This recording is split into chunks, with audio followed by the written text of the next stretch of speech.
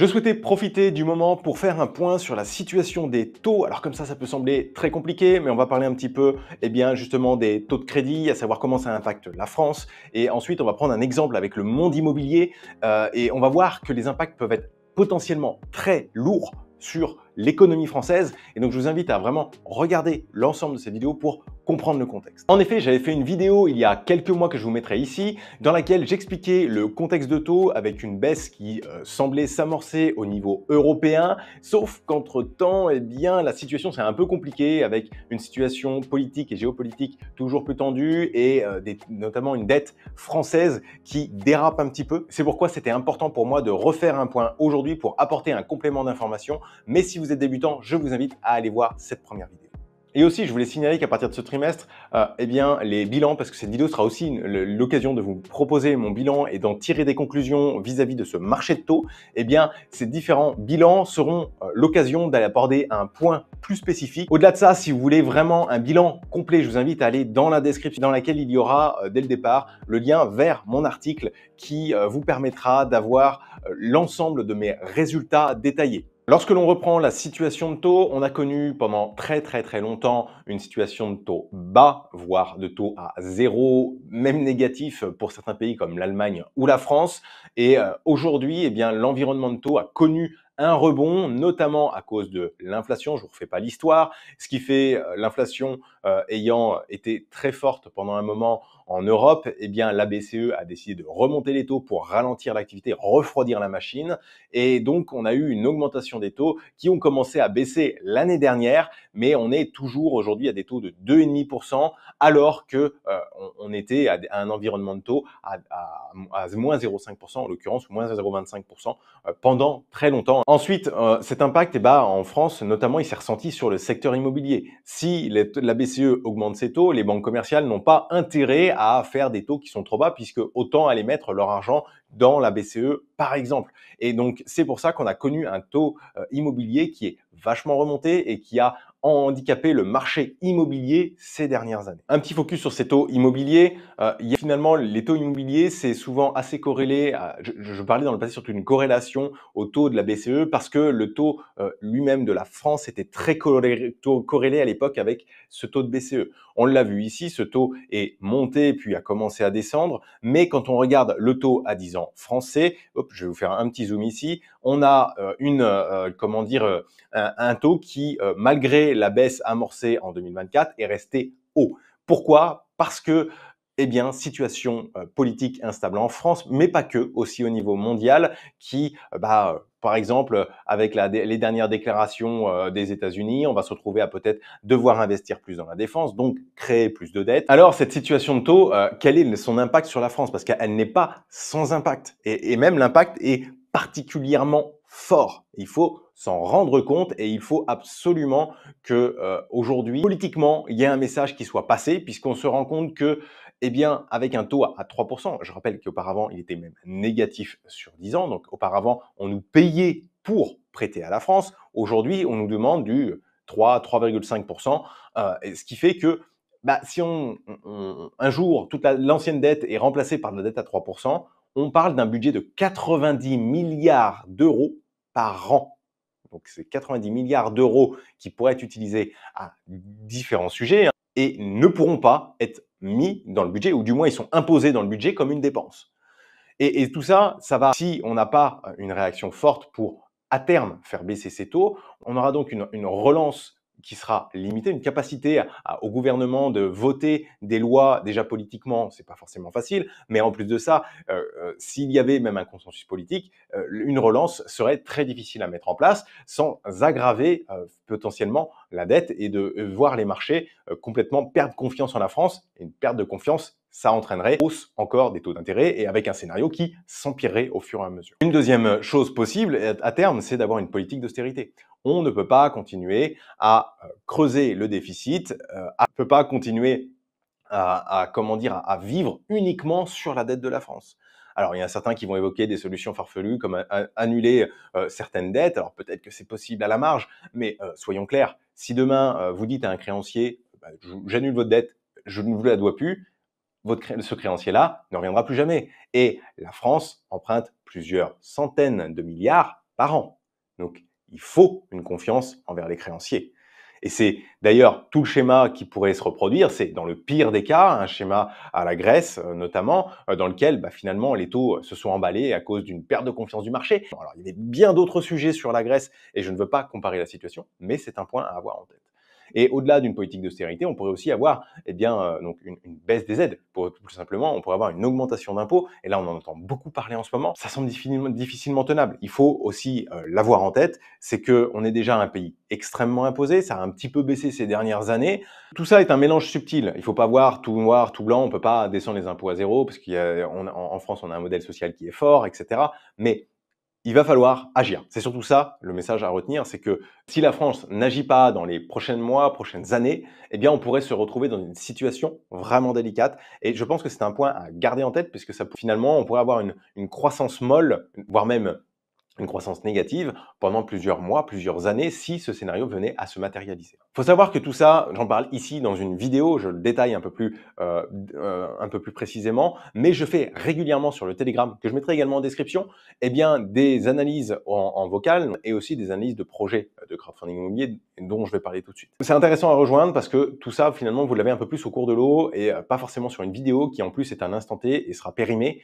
Des vocaux, j'en fais à peu près toutes les semaines, tous les 15 jours et ça permet comme ça de revenir sur des situations particulières et vous êtes beaucoup plus tenu au courant. On va un petit peu mesurer l'impact sur l'immobilier. J'ai noté le crowdfunding ici, mais c'est vraiment plus l'immobilier et puis le crowdfunding au travers de l'immobilier. Globalement, on l'a vu, les taux immobiliers ont augmenté, ce qui a eu pour effet immédiat de faire baisser le pouvoir d'achat et en baissant le pouvoir d'achat, il était moins possible d'acheter par rapport à la valeur du marché qui, elle, est restée relativement inchangée.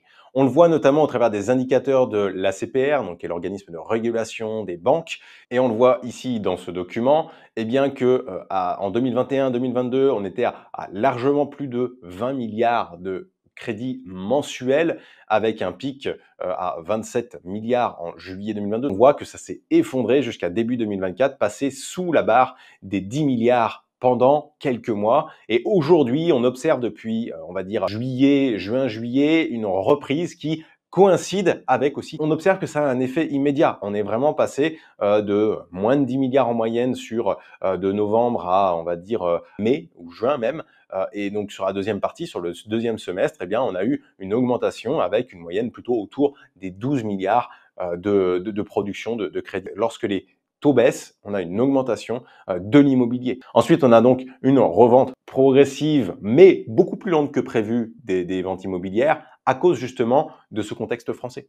Si les taux avaient baissé plus violemment sur la dette française, les taux de crédit immobilier seraient probablement un peu plus bas et on aurait eu une reprise un peu plus forte. Donc la reprise se fait attendre et l'augmentation de pouvoir d'achat qu'on pouvait s'attendre avec la baisse actuelle n'est pas aussi importante et donc forcément, on a un impact sur tous les investissements. Et là, on peut, moi, le voir au travers de mes projets de crowdfunding, et ça va être l'occasion de partir sur le bilan. On va le voir, par exemple, sur le bilan des investissements de la société en crowdfunding.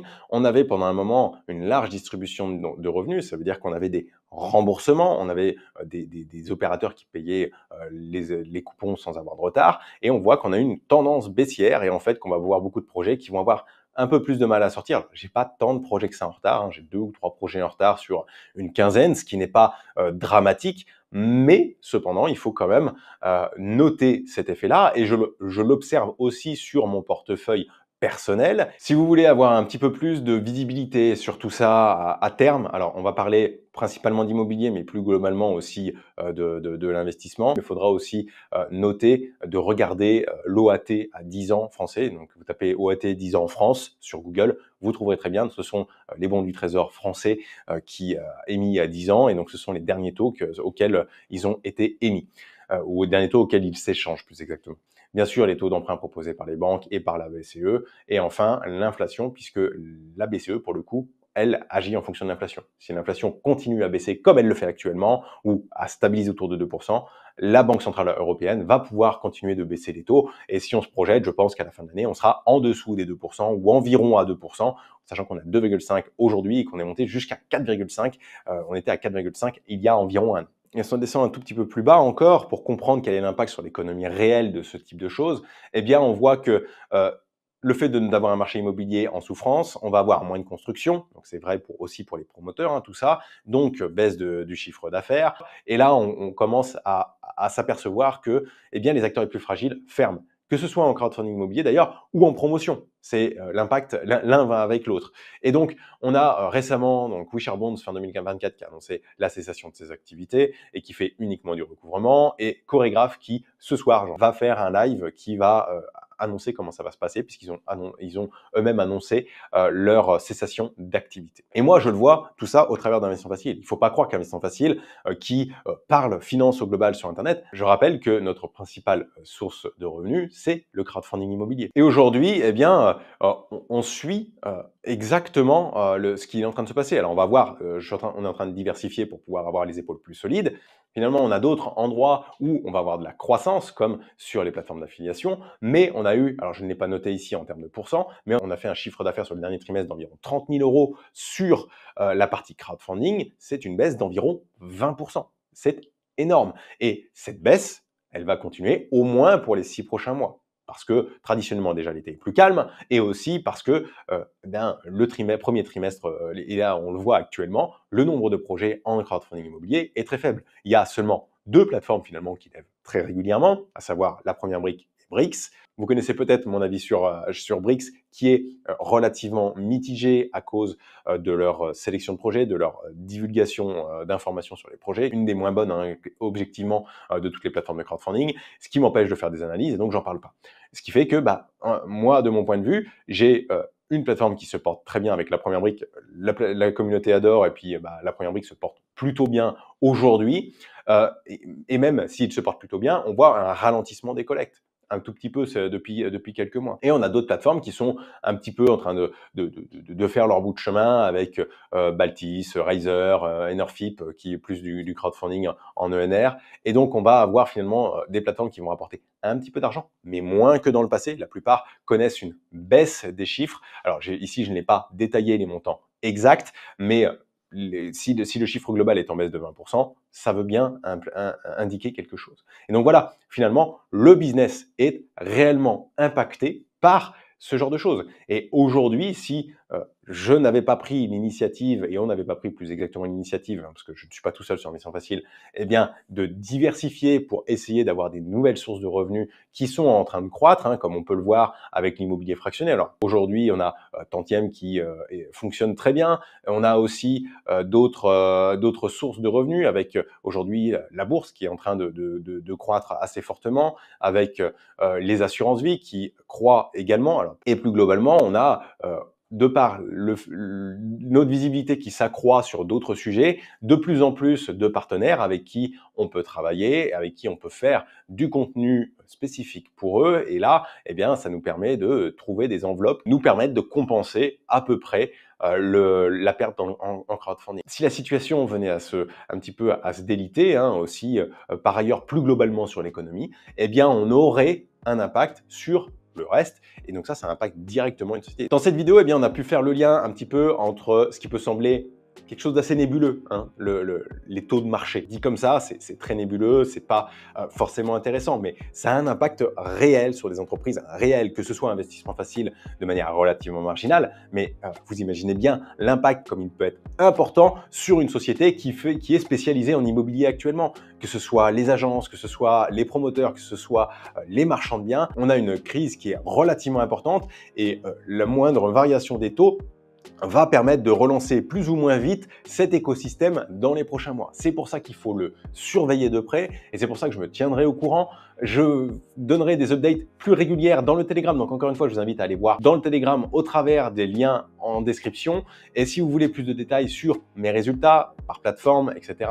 Et vous pourrez également retrouver l'article avec tous mes résultats détaillés qui vous permettra de savoir un petit peu comment ça se passe sur les différentes plateformes, parce que je montre à la fois le positif, mais je n'ai pas montré ici, on a aussi des défauts qui augmentent et il faut avoir conscience du risque que cela fait porter sur nos investissements, tout en ayant quand même un œil et pouvant prendre un pas de recul, puisque finalement, si je regarde moi ce que j'ai en défaut et versus ce que j'ai accumulé en intérêt ces dernières années, je ne suis pas à risque tant que ça sur mes investissements.